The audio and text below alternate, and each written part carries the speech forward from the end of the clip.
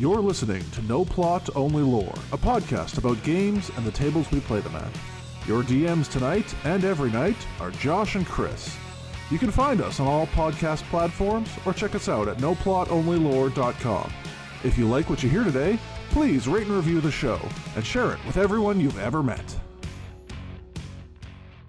Welcome back to No Plot, Only Lore. This week's sponsor is the Dancing Dwarf, Seacomer's premier political zine. Tired of the mainstream media always talking about the wonderful feats of the nobles, leaders, and guild masters of Waterdeep? Try the Dancing Dwarf, a zine by the people, for the people. You can find it where you find it, but try the dockyards first. I thought we agreed we weren't taking political sponsorships because we wanted to remain neutral. Josh, we don't have any sponsors. We need so much money. Making a podcast is expensive. It's certainly more expensive than I thought it would be. So, yeah. Yeah. It's, I'm definitely making it more expensive than it needs to be. Well, that's the quality that we want. We can't put our names to something that's not, I would listen to my podcast if I wasn't on it. Right? Yeah. Yeah, I think I would only listen to the podcast if I wasn't editing it. There was a thread on Threads. Is that what they call those? Is it a thread on Threads? Because that's fucking stupid. I think that's why they called it that, but that doesn't make it better. Yeah. Anyway, there was a thing on Threads where people were asking, like, do you listen to your own podcast? And I was like, yes, I listen to my own podcast several times as I am editing it. Right. It is a lot. There's only so much. Yeah, I go back and I listen every week just to course correct. Obviously, I have the normal amount of imposter syndrome and self-loathing. So I definitely hear my own verbal tics and then am disgusted by them. And then don't change them. I don't hear mine. Right, you don't hear yours when you're listening to the show? No, I can't hear mine as I'm speaking, right? So trying to correct them, I don't know when they happen. You can't get out ahead of it. It's Yeah, there's this weird noise that I make when I'm correcting a word mid-word. And I hate it. Yeah. And now I'm bringing it to everybody's attention, so you're going to be listening for it. But if I have to correct in the middle of a word, there's this weird sound that I make in the middle of that word, and I've heard that noise. Fucking batty. I hate it. I'm sure you would, but it's also endearing. But yes, it will. There was a project that I had to do in school. Okay. And I'm just opening up a can of trauma right here on the pod. That's why we do this podcast. It's partial therapy. Yeah. We're just letting everybody listen to our therapy sessions. So the project was we had to write a narrative story about a bean going through the digestive system. Oh no. And so I did, and I tried to make it funny, and I don't know if anybody listening to our podcast has noticed, but I am not the funny one. So we made it as flippant and sarcastic as we could as we were doing it, and I was elected to be the person who was going to read this out in front of the class. And as I was reading it, we started getting laughs. I was like, fuck yeah, we're killing up here. And then people started echoing that noise back to me. Oh no. I was like, I don't actually know what it is that they're doing, but I guess that's a noise a bean could make in a digestive system. So I kept going. And I guess through reading this thing, I hit that tick a whole bunch of times in short succession. No. They were definitely not laughing at my jokes. They were laughing at me making this stupid fucking noise. Oh, Christopher. Yeah. It hurts my soul still, 73 years later. Yeah. High school. Dear reader, it has not been 73 years. We are just old, so. What year was I in high school? That would have been 1998. The fact that I had to start with a 19 should be evidence enough that I am very old. Yeah, at least my high school years start with a 2000. My son recently asked me about something from the 20th century. hey, Dad, you remember the 20th century? I was like, yes. Yeah, shut up. Roughly 18 years of it, yes. Oh, man. That's brutal. Yeah. Yeah. Or like Should back in the be- 1900s. Yeah. Don't phrase it like that.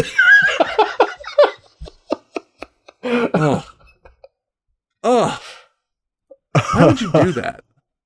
Just I needed it to dig into your soul as bad as it does mine. Yeah, I only spent a couple less years in the 1900s, which is an awful phrase to say out loud. Why do you do this to us? I had a lot of trouble coming up with a thing to say today, so I'm just kind of fucking riffing. Yeah, that's fair. Today is a lot of trauma bonding and improv. No, we wanted to talk about the rise of games as a service this week. Yeah. It's so like I a little bit coined the term. I don't know if anybody else is using that term, but it's like the software as a service model applied to tabletop games. Yeah, so games as a service has been floating around the digital gaming space for a little while now. Right. And unfortunately, Hasbro, in their infinite wisdom, has decided to spread that to tabletop. Obviously, I don't know if they're the first ones, though. What's that? I don't know if they're the first ones, though. They might not be the first, but they're definitely the worst offenders so far. Like, I would be willing to say, and like this is going to be my hot take of the session. Okay, please. I would be willing to say that Magic the Gathering did it first. You think so? I do. For what? Through retroactive card changes that fundamentally change the ways that your card works in organized play. Through a model, like a sales model that requires you to continually purchase new packs in order to be able to stay relevant with the formats that are currently being used. I think it was just an early form of game as a service. Okay, interesting take. I hadn't thought about it that way.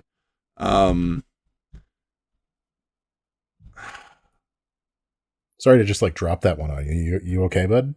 No, I'm processing it because like to me, games as a service is very specifically aimed at like we want that recurring subscription model.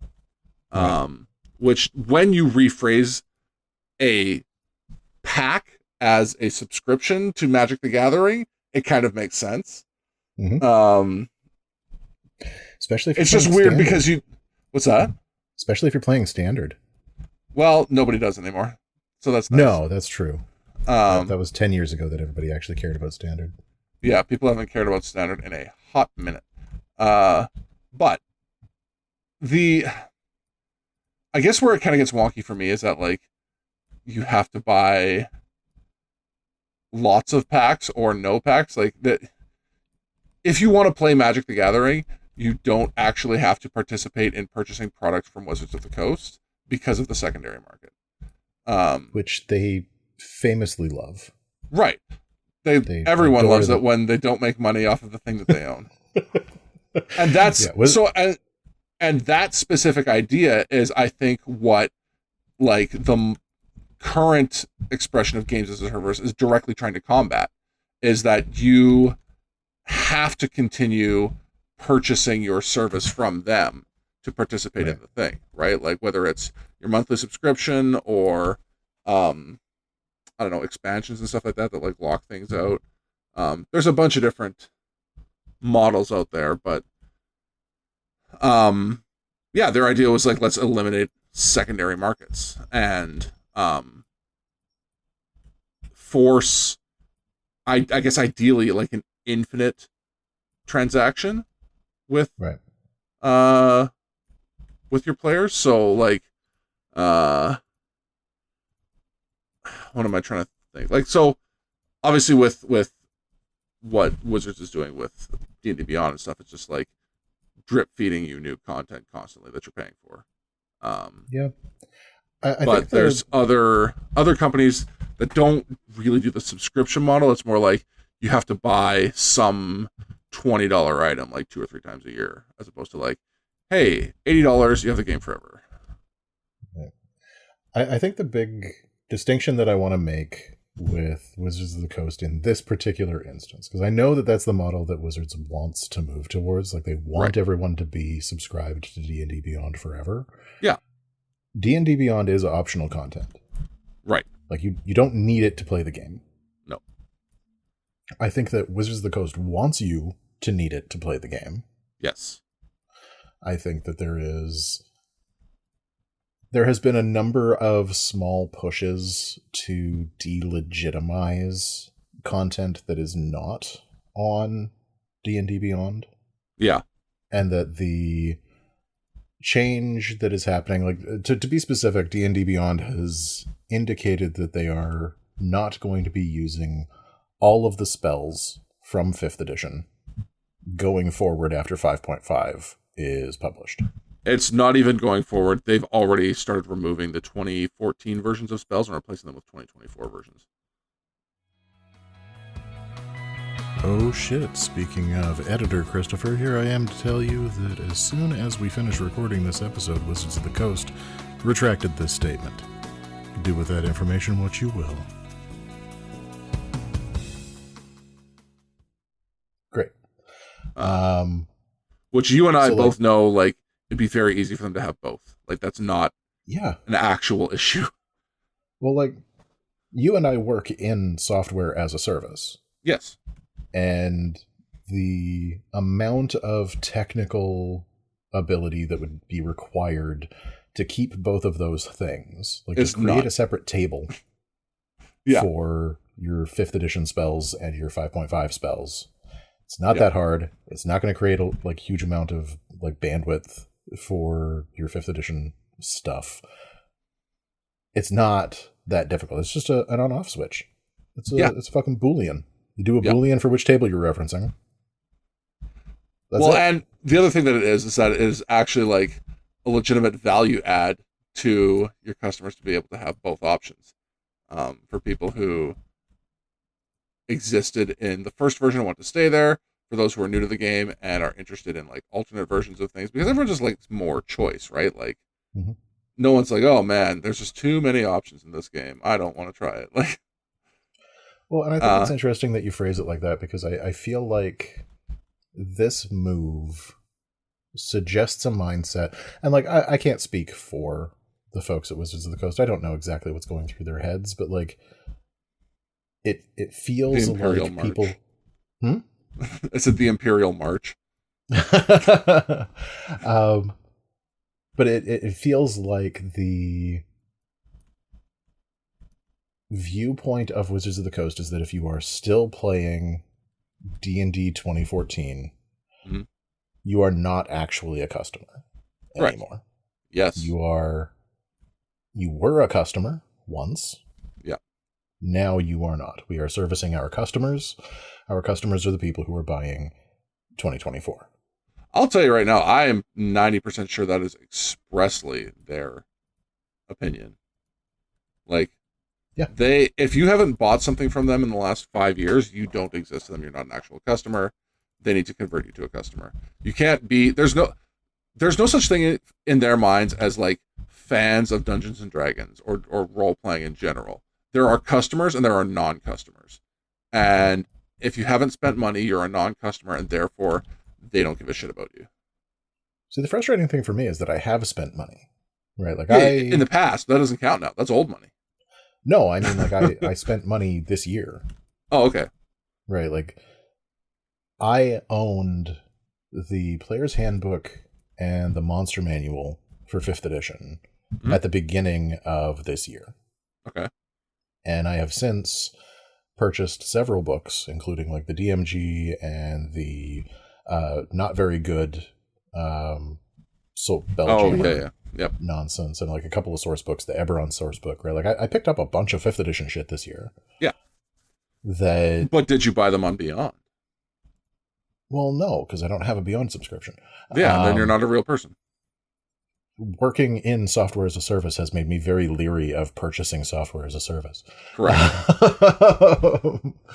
Because I know how dumb we are at this stuff, and we mean well. Yeah. I can't even say that because, like, going back to the podcast stuff, like, we have so many software as a service entities all up in our podcast nonsense. Yeah, of course. Although there was one case, so our theme music. Mm-hmm. Can you imitate our theme music for it? No, I already did it once. Not getting me again. Like, yeah. Anyway, our theme music came originally from a software as a service called MusicBed. Yeah. And I have never had a harder time unsubscribing from a service. Oh yeah.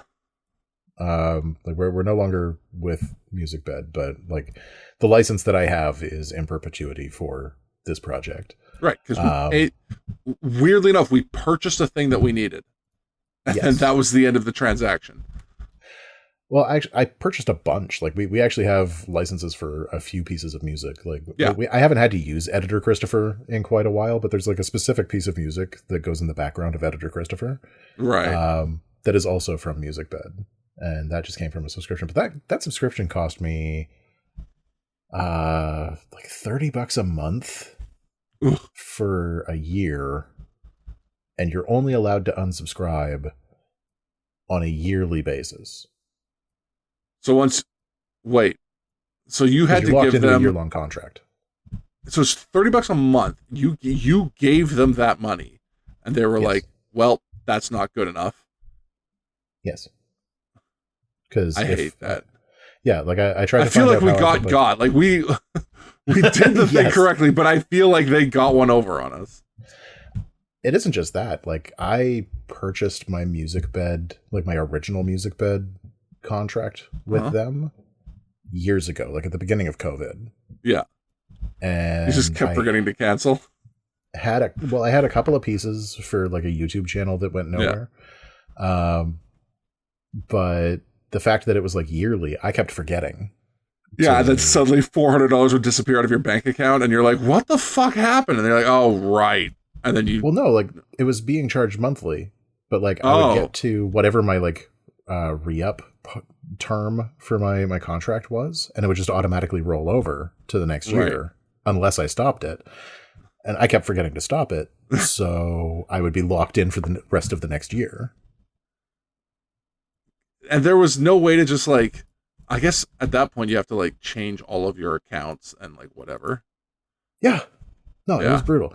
And like that is like, I don't know if I ever want to work with, I know for a fact that I don't want to work with MusicBed again because of this shit. So I'm just going to say it.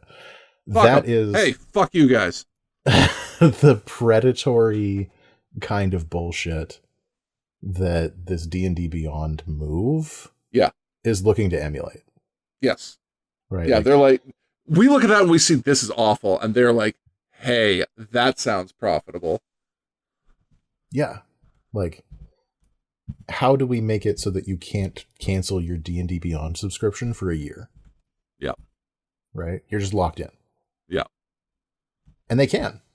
And that's the other scary thing, is that, like, software as a service and gaming as a service, the terms of that service are never up to you. No, that's the best part. Like, the service does not exist to serve, you know? Yeah. Like, there was that big to-do about the OGL this year. And the thing that caused them to change gears on that, like, one, I don't actually think they've changed gears on it. No, here's what they did. They pushed the boundaries, and we're like, "Whoop, that's where the edge is right now." Okay, we'll back it up, and we're gonna try again later. It's the boiling a frog method of fucking your customers. Yeah. So they threw the frog in boiling water just to see how hot it would get. Yeah, and then rolled it back, and they're slowly turning up the temperature. Yep. Right. So like individual pieces of that same OGL are still being released. Individual 100%. pieces of those changes are still going to be implemented. They're just going to do it slowly enough that people are going to be like, this fucking sucks, but I guess I'm not going to keep paying for my D&D Beyond subscription anyway. Yeah. If there's one thing I hope everyone takes away from this podcast, it's that you should cancel your D&D Beyond subscription now and forever. Yes. Yeah. It's not a very good service. No. It's convenient, which is how they get you. Sort of. Sort if of. you pay a bunch of money. Yes. But, like, they're not doing anything that Roll20 isn't. Nope. And, like, the other thing is that Roll20 recently made an announcement that all of the 5th edition spells are going to be staying on their platform. Of course. Because 5th edition didn't go away. We didn't get a new edition. Mostly, I think it's just that Roll20 saw what happened to Wizards of the Coast and went, hey, we can make a buck off of this. There's going to be some people who are like abandoning ship, so we should maybe capitalize on that. Because all it needs is like one extra database table and a Boolean switch. Like, yeah, it's not that fucking hard. Well, there's a service that my friend is using for her spell cards that I'm about to put all of my sorcerer stuff onto. That, yeah, they're also like, yeah, we're just gonna keep both. Why wouldn't we? We're not making any money off this anyways. So, well, and that's the okay. The why wouldn't we is the interesting question there. Okay, right, like. When we see this kind of decision from Wizards of the Coast, the first thing that I always have to ask is, why did they choose to do it this way? Right. Right? Like, they are phasing out the 5th edition spells in D&D Beyond. What is in that for Wizards of the Coast? That's... I don't know. Other than just, like, kind of invalidating the old stuff so that people are forced to buy the new stuff without actually saying we're invalidating the old stuff and getting all the negative press for it. That's my only thought. Yeah. I think the thing that I am having some difficulty understanding, and like maybe this is just because I'm not super invested in the D&D Beyond platform. Right. But like D&D Beyond isn't a major part of my gaming experience. No. So, like, if they change how D&D Beyond works in a way that inconveniences me, I have no trouble just saying, fuck D&D Beyond. I don't need that. Yes, exactly. I'll just write out my character sheet by hand like I have for the last 30 years. Right. Like, that. And again, I think that is the only part of D&D Beyond that actually adds value. The character creator? Yeah. Genuinely. Yeah.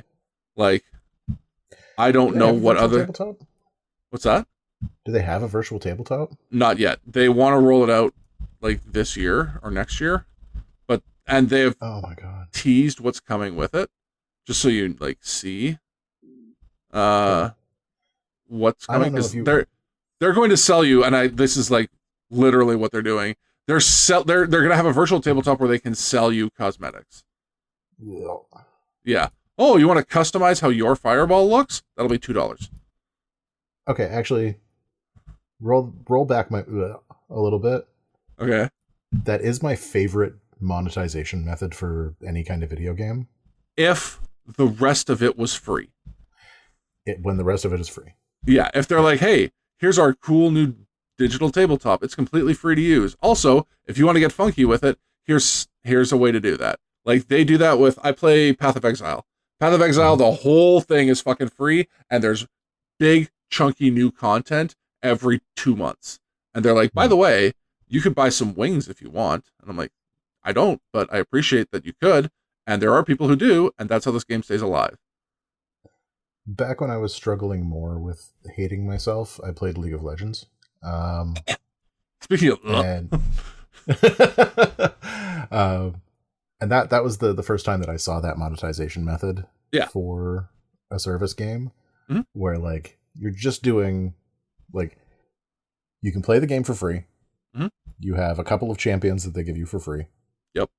You can pick up other champions with the in-game currency later. Yep.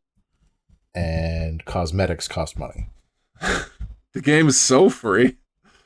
So free. How much money have you spent on League of Legends, Josh? It's I haven't done the math. I'm afraid to do the math. I don't want to go find out. It's definitely in the hundreds of dollars for a game that would probably normally be, $50 to $60. I used to go, and once a week when I filled up my gas tank at the 7-Eleven near my work, I would buy a League like $10 card and then go get a skin. Every payday for years. No, every week. Okay, no, for me it was every payday for years. I would buy like a $50 League card, which would be enough for me to get like whatever their like the achievement pack thing is, and then like a skin or two maybe. I have spent, I think, very close to $1,000 on that game. Yeah. Possibly just over $1,000 on that game. Yeah, it very. I don't want to know how much I've spent on that game, but it's definitely in the hundreds. It's and like so free. It's so free. So free. And all of that is because 1, the game was free, and 2, they gave me a free skin at PAX. Right. Yeah, so it's the like Jax pack.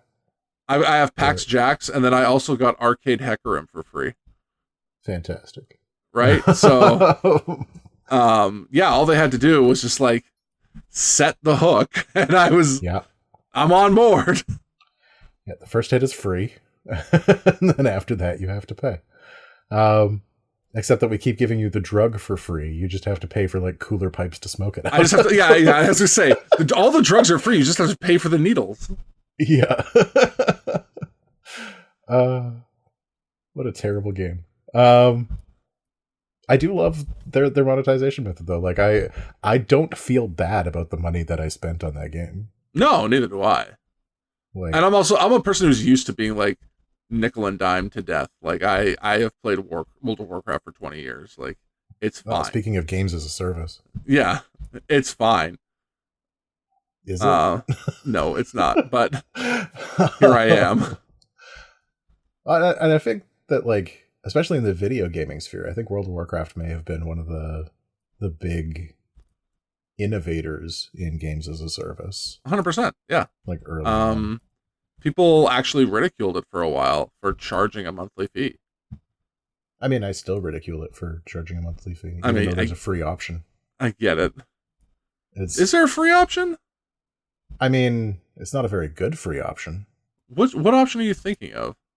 There's like a version of World of Warcraft that you can play for free up to, I think, level 10 or some shit. Oh, that's just the demo. Like nobody cares about the demo. It's bad. I would not consider that like a version of the game that you can play. That is the free drugs.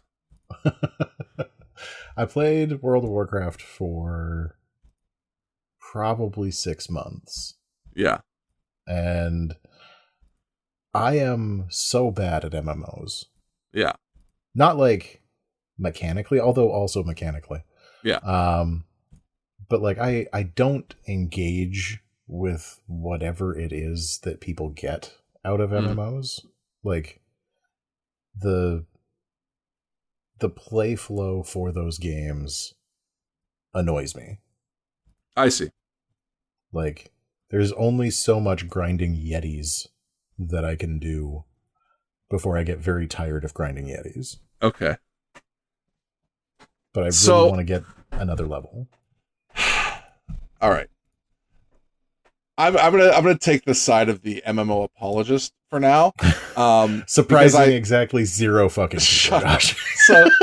So I recently, like, I take some big breaks from WoW. I played the Dragonflight expansion for maybe 3 months, and then I didn't play it all for like the last year and a half. New expansion just came out. I'm playing again, right? I think that's probably the healthiest way to process it. I will say, like, MMOs, if we want to talk about like a way to tell stories, the things that World of Warcraft has done since like vanilla World of Warcraft have really made like massive strides in how you can tell a story digitally in a like long format.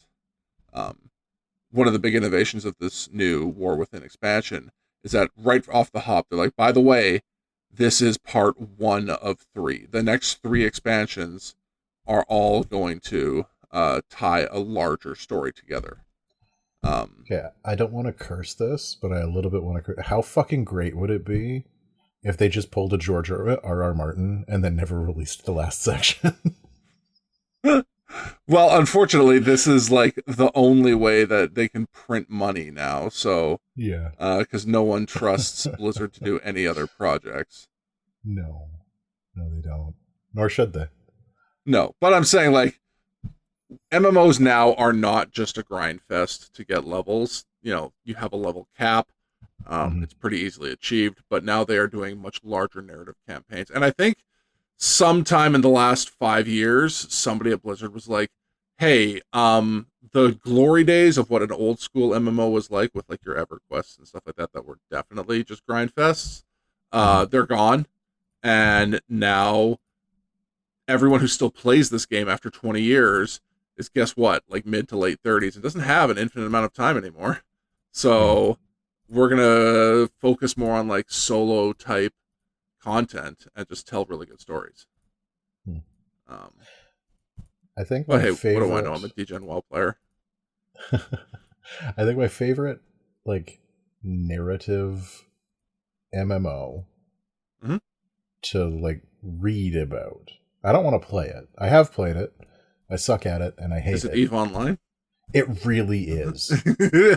And so that's so funny to me because like EVE does not have a narrative. No. And that's all just people being people and doing dickish things. Yes. But at the same time, it's brilliant. Like the found it's so compelling. Yeah. Are so good. Did you see that trailer that they put out that was like just in-game experiences with like in-game comms? No, I did not. It was probably the most compelling game trailer I have ever seen. Really? And it's just a bunch of nerds talking into microphones while they're flying fake ships around. That's awesome. It was fucking great. It's what convinced me to play. So that was like 10, 11 years ago that they put that trailer out. And it was fucking brilliant. It's just people taking it super seriously and RPing? Not even really like RPing as much as just like the tactics of it and like talking about what it is that they're doing, and like they're going through a like weird part of null space doing like an exploration run, so they've got to be really careful because they know that like stuff is going on around them, so they're just like there's some chatter happening, or like some of the big battles that were going on, you had like people doing commands for like various factions of their army. And it sounds like something that a real commander in a real starship would be saying. Right. With like shitty static from a internet mic. Yeah. Like, it's so good. That's great. But like the whole like Goon Squad thing. Yes. The fact that R.I.P. like, something awful. Yeah. The one guy who's like the CEO of Goon Squad, who's like Mitani? a multi-millionaire. Mitani. Yeah, Mitani. Just like he's making all of this money running a guild in an MMO from his cell phone. Yes. Because he doesn't actually play the game anymore. Yeah. I love the player expression that is available in EVE. I never want to sink that kind of time into getting to that point where I can interact with the game on that level, but I think it should exist, and I'm glad it does. The skill floor for EVE Online is so high. Yeah. Like, it's not even like skill, like actual skill. It's just like skills that you have had to grind. I mean, there is that, but there's also just like understanding how the game works. Oh, right. Yeah. Is really hard to wrap your head around if you're into like more conventional MMOs. Like any other video game, basically. Yeah, it's just like I like to joke that it's spreadsheets the video game. And Right. in a lot of ways it kind of is, but at the same time, it's like spreadsheets in real time for a whole bunch of things that you have to keep track of at the same time. And if you don't keep track of one of them right, you explode. Yeah, it's micromanager RPG or whatever. Yeah. And I could never keep track of that many things at the same time. Right? If I got into a combat scenario, I was dead. Yeah. Every time I was playing that game. If I got into a combat scenario, I was dead. So I focused really hard on like getting a stealthy ship, which costs some money, like some actual dollars, because the stealthy ships require you to have like a subscription to be able to use them. Yes. At all. And like talk about predatory subscription models. Yeah. What the hell, EVE Online? Okay, but also the fact that like once you're good enough at the game, you can completely negate that with Plex. Like that's pretty cool. That is cool. But like getting to the point where you're able to pay Plex for your subscription requires you to have a subscription already. Right. Right, like you have a different skill cap from everyone else. Imagine like World of Warcraft had a free version where the skill cap for the free players was 20 levels below the skill cap for everybody else. Right. I get it. Yeah. I appreciate it. And then it's all PvP all the time. Yeah. Yeah. Which is frankly what I want. If there was some way game that I never want to play. What's that? It's a great game that I never want to play again. Yeah. Yeah. Which is what I've heard a lot about World of Warcraft as well, so maybe it's just like the era of World of Warcraft that I was playing. Yeah. But I have never found it that compelling. That's too bad. Yeah. I could maybe be convinced to play it again for free. Yeah. And see if like it caught my attention this time, but right. Like somehow I don't see that happening. No. And I have like some fundamental issues with like the play flow of the standard MMOs anyway. Oh yeah. Yeah. Anyway, we're supposed to be bitching about like games as a service, and instead we're just like talking about our favorite MMOs. Whatever, man. You knew who we were. Yeah. If you're listening to this pod and you are surprised at all that happened, I don't know what to tell you. But you have not been paying attention.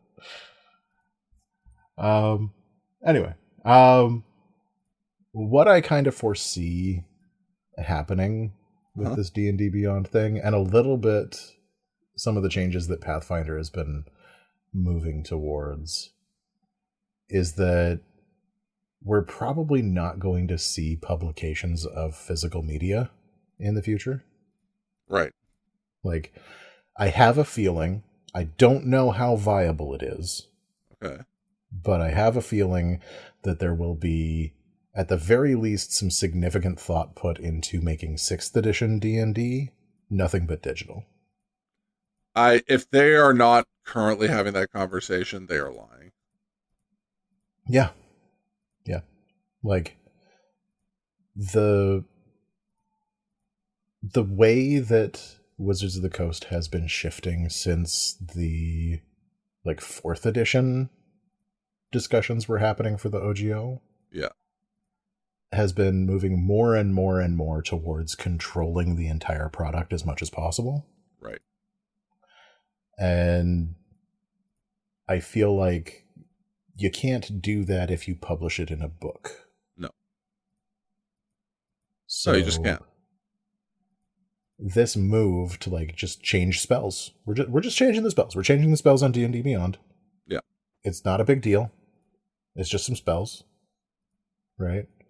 But if D&D 2024 becomes a living document, where like anytime they need to make a balance change, they just make it. Yeah. Or if they start to release new content and new systems that are going to be compatible with the next version of D&D so that it doesn't even closely resemble D&D 5 anymore, then they can like slowly piecemeal those things out until they've morphed the entire system. Yeah. Which is, again, I think exactly what they want. Yes. Like, it wouldn't surprise me if they stick to the bones of D&D 5. Because, like, they really don't want to have another D&D 4 situation happen. Right. Or Right, just, like, such a large departure that they kind of lose control. Well, I think, like, D&D 4 represented a couple of big shifts for Wizards. Like, the first is that, yeah, there were a bunch of people who were super pissed off about the presentation of 4th edition. Right? Like, they didn't love that the game reminded them of World of Warcraft. Right? Like, whether or not that's a valid comparison to be making, right. I'm willing to say that, like, some people's experience with the introduction of the game was this feels, and I can't, like, negate somebody's feelings. I can't, like, debate whether or not their feelings are correct. This can try. Feels, I mean, we both know their feelings are wrong, but trying to convince them that their feelings are wrong, that's a whole different thing. But, like, this feels to me like something that I would see in a different type of game. Right. So they had that to contend with. And then they also had, like, the dark horse that was Paizo show up and eat their lunch. Right. By specifically targeting those dorks. Specifically targeting those dorks. And, like, Paizo had spent a ridiculous amount of time and money becoming a trusted name in the D&D sphere. Right, because, like, up until the year before 4th edition came out, they were the ones who were publishing Dungeon and Dragon magazines, which were official publications for Dungeons and Dragons. Yeah. Right, so, like, they were a voice in Dungeons and Dragons that people trusted, and now they're going to go off and take their bat and their ball and go and play in a different field, the field that Wizards of the Coast left behind when they went to do 4th edition.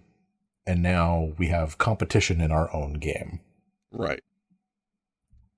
So I think seeing that and seeing that, like, Paizo has been able to build and maintain a successful business off of what used to be their game has made them very concerned about the amount of control that they have over D&D 5. Right. And that's where we start to see these moves. That's where we start to see them put, like, the OGL changes that they made, they all make sense through that lens. Right. Right. They don't make sense for the consumer. They don't make sense for, like, partner companies. They don't make sense for anybody except Wizards of the Coast, but they do make sense within that lens. Yeah. Right. And it's just, it's a lens of fear, frankly. A lens of fear, and also, like, again, I don't know all of the movings and shakings that are happening in the background of Hasbro and Wizards of the Coast, but, like, it's very corporate. Yeah. Right, like, it's got a flavor to it that reminds me of Amazon. Ah, yes. Right? Like, they want that control, and if they can't get that control, then they have to claw it back. Yeah. Right, so that's kind of what I'm seeing as, like, the main thrust of this thing. But, like, we're also seeing other companies kind of starting to follow suit. Well, yeah, anyone that has, like, corporate, like, interest that they're beholden to, for sure. Like, who else really is in, like, the digital tabletop space? Besides Roll20? I'm thinking more like the games themselves. Oh.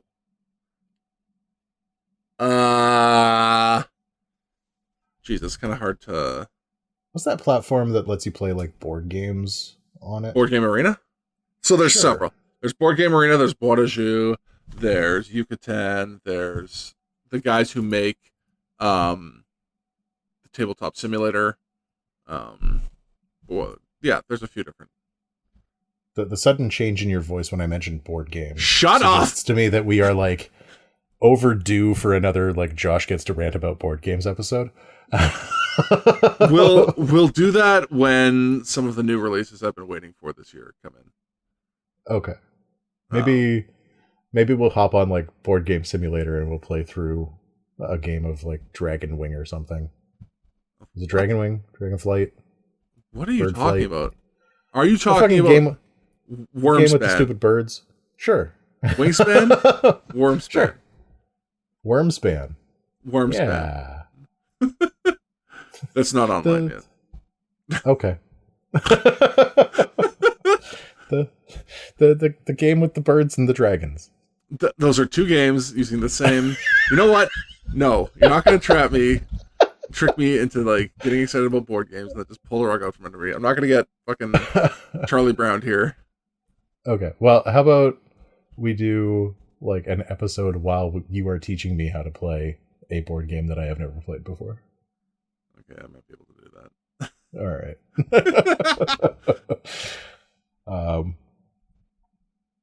But yeah, like I feel like those services, like right now, we're in a place where they are not proprietary. Right. Like they're facilitating the playing of board games that otherwise exist. And like I don't know what the like purchase mechanics on that are. Like, do you have to buy the game digitally to be able to play? No. So almost all of these are free implementations. There are like some games like Wingspan have a digital version that they have published that you can buy as like an app. Most of them, what they do is Board Game Arena, now that it is owned by Asmodee, they have a month, they do have a monthly subscription, or you just buy the annual subscription. It's like $50 for the whole year to be a premium member, which is like, honestly, fine. Like the value you get is you can play solo games and you can start a game at any time. Of like, there's certain games that are tagged as premium. So like if I want to play, right now I'm not a premium member. If I want to play Earth, I have to wait for a premium member to start a game of Earth and then I can join. There's just a game called Earth. Yes. It's about plants. You're developing the fauna and flora in an ecosystem on an island. Look. Have you played Spawn? Is it called Spawn? Swarm? Spawn? What are you talking about? Spore. That's what I'm talking about. Spore. I have not played Spore. It didn't. My kid has been obsessed with it for a while. Okay. And I have been largely annoyed with it. Yeah, that makes sense. Like, as far as I could tell, it was not like a game. It was like a bunch of like tech tools stapled together. There is a game in it. Right. Or rather, I should say there are several games in it. And that is the thing that bothers me the most. Yeah, what did I just tell you?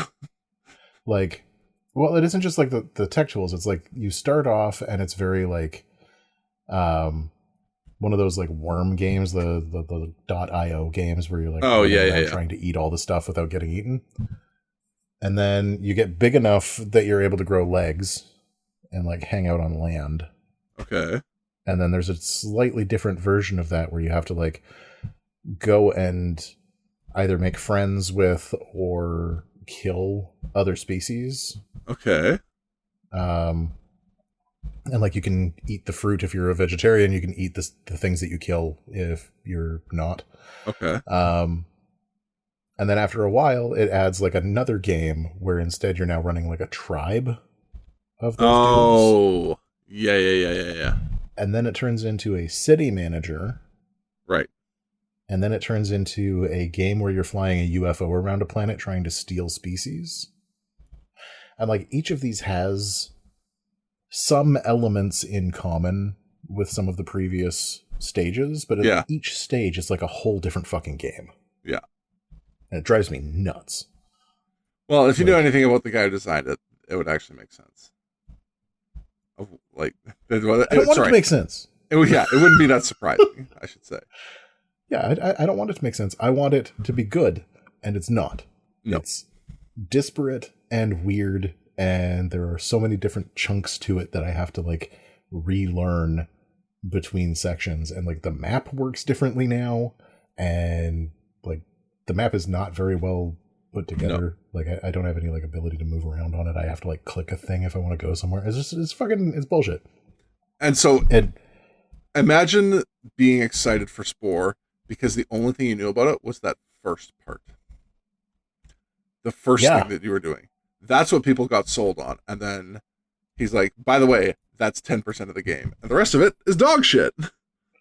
Well, like, the part that I was excited about was the part that I was seeing on, like, some of the YouTube videos that Thor was watching of, like, here's me and, like, the character creator, so I can, like, move these spikes around and I can give it, like, different mouths and, like, all of the, like, character creation shit. Yeah. Right? So that's like, what everyone got sold on. The very first part of the game where I'm, like, an amoeba was fun. Yeah. The part where I grew legs felt like a pretty natural extension of that. Yes. 2 extensions. And then as soon... Okay, I'm gonna validate that with a response, and the response is ugh.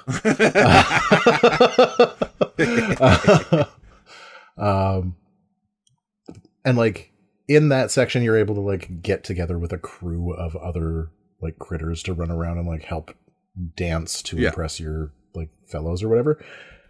That was fine. As soon as it turned into like village maintenance, I was fucking over it. Yeah. Right. And then it turned into like city to city, and I had resource management. It turned into like a bad SimCity meets like StarCraft 2. Mm-hmm. And I was ready to flip my desk. So mad. Anyway, I don't know how we got onto Spore. You said something that reminded me of it, and I don't remember what it was. I wish I knew. I could tell you, but I don't know. Anyways, something about service video games. Yeah. Okay. Well, games as a service bad. That's kind of my whole opinion on it. Yeah, and I think that was the main thing that you wanted to like discuss was like, you know, with Wizards very obviously trying to turn D&D into a service-based product. People are not super chill with that. I feel like, okay. I think it's a bad approach to take with the game that you have that, you know, even in 4th edition, people didn't like it, but at least their digital implementations were trying to add value. Yeah. Right? I think, like, okay, I know I just said games as service bad, but, like, I feel like there is room for that somewhere. Right. Right. Like, I feel like there is a good implementation of tabletop games as a service. Right. I don't know what it is, and if I did, I would be making a lot of money. Yeah. But, like, it feels like there is space in there to do something interesting with that concept. Sure. Yeah, I don't think you're wrong on that front. What Dungeons & Dragons is doing with it is the enshittification of their own product. Yeah, they're just trying to hose money out of you. Yeah. In ways that are arcane. Yes, and egregious, and nakedly apparent. Like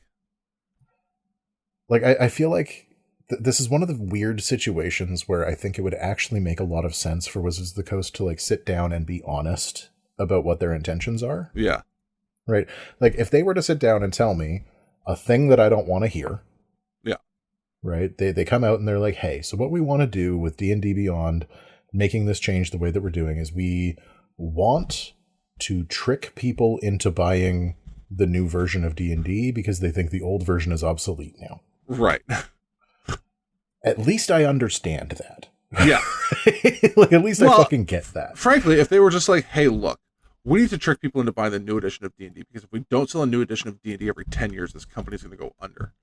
Like, straight up. If we don't... Except that, like... If you don't spend X dollars per year per person, we cannot continue this company in the way that you have become accustomed to. The first part of their company, though, right? Like, the first game as a service, as I mentioned earlier, being Magic the Gathering... Right. Is their lunch. That's what right. keeps the light on. Right. Right.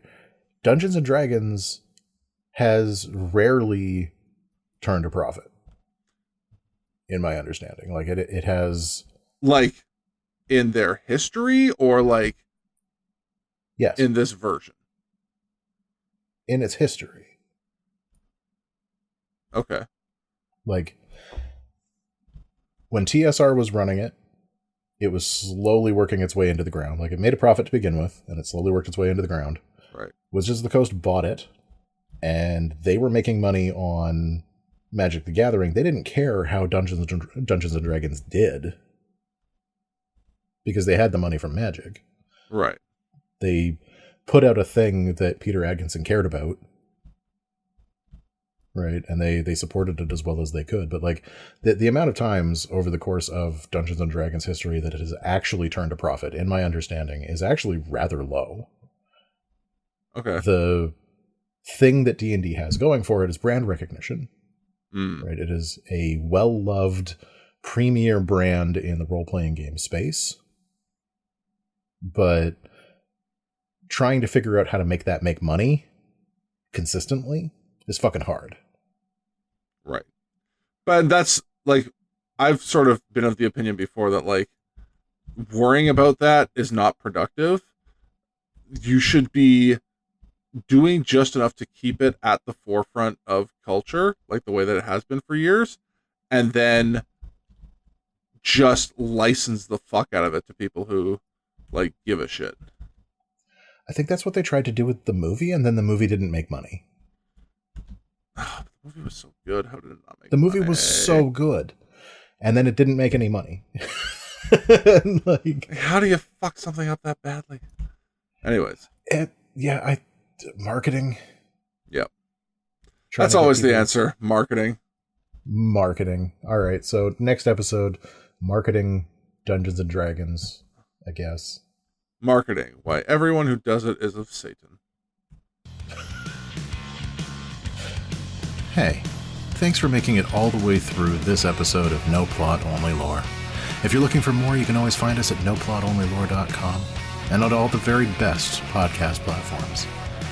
If you like what you heard today, please share, rate, and review the show to feed my never-ending need for attention and validation.